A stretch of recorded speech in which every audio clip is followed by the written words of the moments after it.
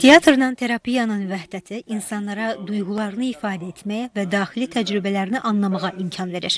Bu yanaşmada dördüncü divar aradan qalxır və sosial teatr tamaşaçını passiv müşahidəçidən aktiv iştirakçıya çevirir. Virtual teatr və yaradıcılıq laboratoriyası artıq 5 ildir ki, sosial teatrın müxtəlif formaları üzrə virtual reallıq eynəklərindən və robotlardan istifadə edərək peşəkar fəaliyyət göstərir. Kəndlərdə, ucqar rayonlarda, məktəblərdə uşaqlarla işləyərək və yaxud ehtiyacı olan insanların sosial fobiyalarını, sosial çətinliklərini, sosial problemlərini səhnəyə daşıyaraq həmin bu sosial teatr texnikaları üzərindən onlarla danışırıq, araşdırırıq və onlara imkan yaradırıq ki, özlərini ifadə eləsinlər. Bu da təbii ki, ənənəvi teatrdan fərqli olaraq sosial teatrın müsbət cəhətini göstərir ki, o insanlara necə kömək edir ki, onlar böyüsünlər, həyat rifahları yaxşılaşsın, özlərini dərk eləsinlər.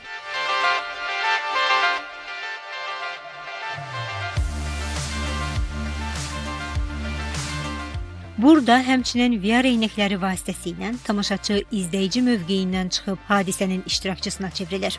Kür çayının xronikaları və Tısbağa Jonathanın macəraları kimi tamaşalarda iştirakçılar süni mühitə daxil olaraq hekayəni yaşayır, qərarlar verir və hadisələrə reaksiya göstərirlər.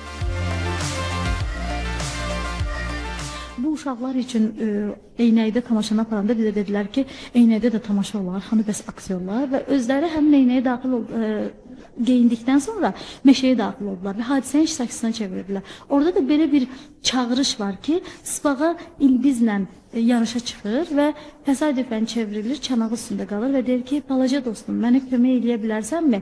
Biz isə kənardan sosial teatrın təlimçiləri və pedaqoqlar kimi nəzarət edirik. Hansı uşaq bu çağırışa necə münasibət göstərir? Ritual teatr və yaradıcılıq laboratoriyası artıq 1 ildir ki, ənənəvi teatr sahəsində də fəaliyyət göstərir. Laboratoriya kollektivi Mimi, Qarabağ hekayələri və mühakimə tamaşalarını səhnələşdirib. Arzu Yusif, Emin Əhmədzadə, Rüstəm Məmmədov, Mədəniyyət xəbərləri.